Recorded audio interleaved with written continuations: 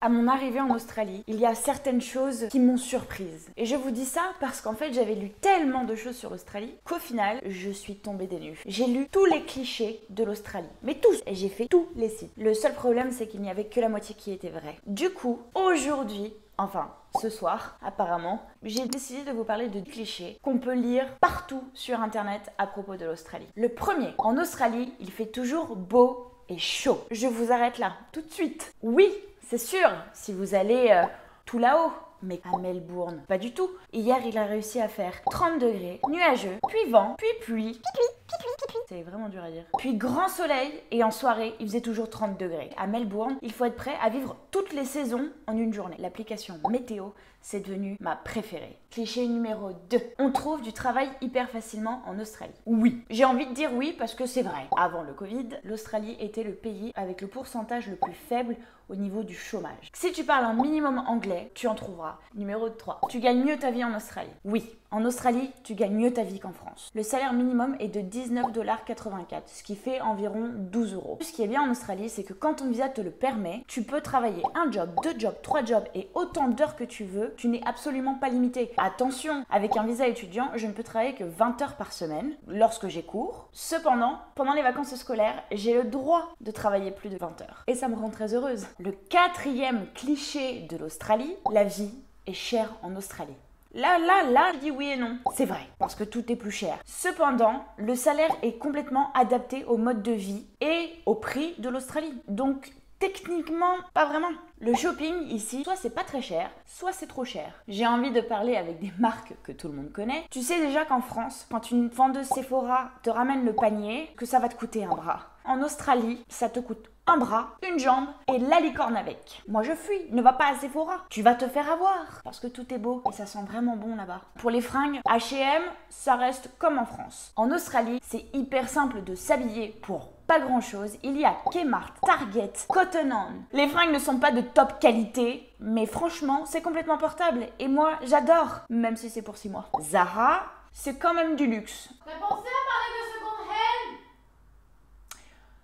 Non, je n'ai pas parlé de second hand. En Australie, il y a les Op Shops, c'est les magasins de second hand. En France, c'est l'équivalent de Emmaüs et j'ai pas d'autres exemples. Mais tu trouves tout, c'est pas cher et il y a des fringues, franchement, c'est top. À Melbourne, il y en a partout. Le cinquième cliché. Vous avez de grandes chances de mourir en Australie. Je ne sais pas qui a écrit ce cliché, je vous jure. Je me suis pas dit que j'allais mourir en Australie. Alors oui, par contre, je me suis dit que j'allais rencontrer des bébêtes un petit peu chelous, qui allaient pas trop me plaire. Je suis arachnophobe. Je déteste les araignées. Je vois une araignée, je pleure. J'ai hyper peur et c'était ma hantise de trouver une énorme araignée et de mourir. J'allais mourir, mais j'allais pas mourir parce que j'allais me faire piquer. J'allais mourir de peur en fait. Mais sinon, pour tout ce qui est animaux sauvages, ne vous inquiétez pas. L'Australie a des panneaux partout. Les serpents, pour les koalas, pour les kangourous, pour les vaches. À part choper la chlamydia avec les koalas, tu ne risques pas de mourir. Est-ce que c'est comme la varicelle, la chlamydia, une fois qu'on l'a eu, on est immunisé? C'est pour une copine. Plusieurs fois en ferme,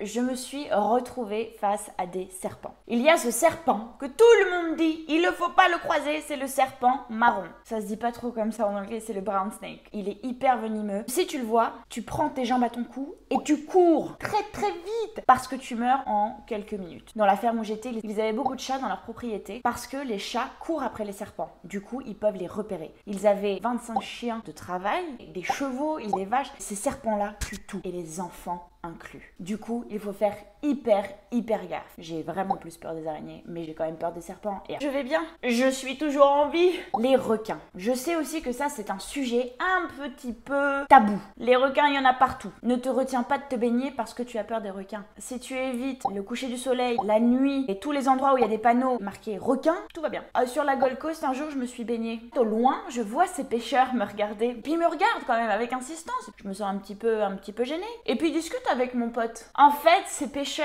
étaient en train de dire à mon pote qu'il fallait absolument que je sorte de l'eau parce qu'en fait, dans le canal de Surfer Paradise, il y a des requins partout. Et j'ai fait des longueurs, j'ai pataugé, j'étais trop contente. Hein. On a pris des photos. Non mais sérieux. Gueulez-moi qu'il y a des requins, dites-le-moi, criez-le-moi, j'aurais compris. Shark. Je sors de l'eau direct. Ils auraient pu me bouffer. Ne me remerciez pas, hein. J'adore vous sauver la vie. Le sixième cliché, c'est les nanas qui sont le plus concernées. En Australie, on gros grossit.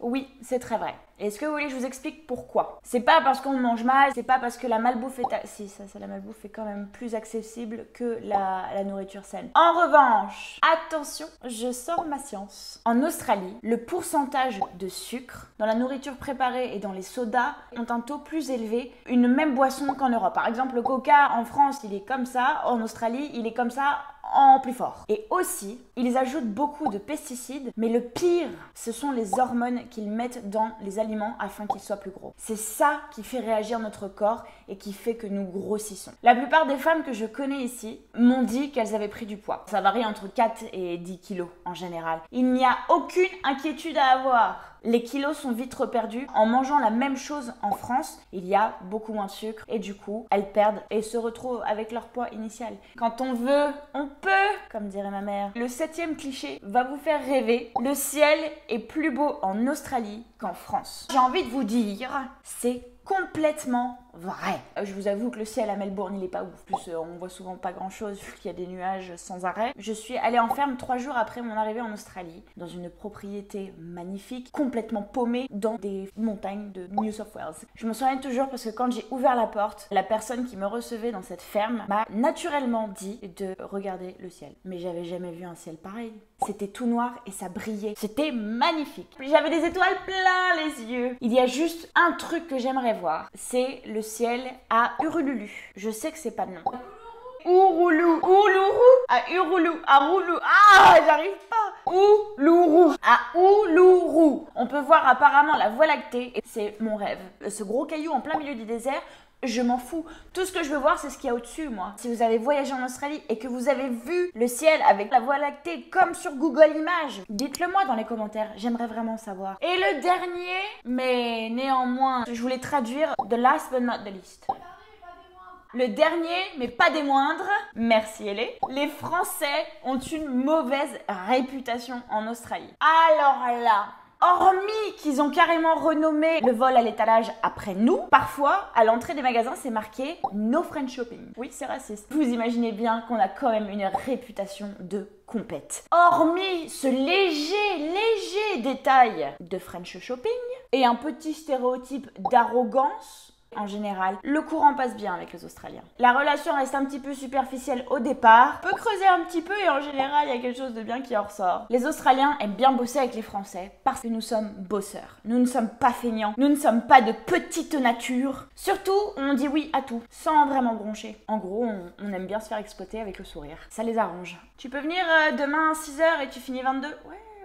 Je vais venir, ouais. Putain, de bâtard. Mes expériences face à l'Australie sont personnelles. Tout le monde n'est pas forcé de penser pareil. Je vous ai parlé de clichés, mais il y en a tellement d'autres. Je vais sûrement faire une partie 2. J'avais juste envie d'éclaircir des idées que vous faisiez de l'Australie. Ça me rend complètement heureuse de vous aider. En attendant, n'hésitez pas à aimer la vidéo, à laisser un commentaire, à partager à vos potes. Peut-être qu'ils ont envie de partir en Australie, qui sait. Et surtout, n'oubliez pas de vous abonner. And you have to feed 25 dogs. 25 dogs. Yay.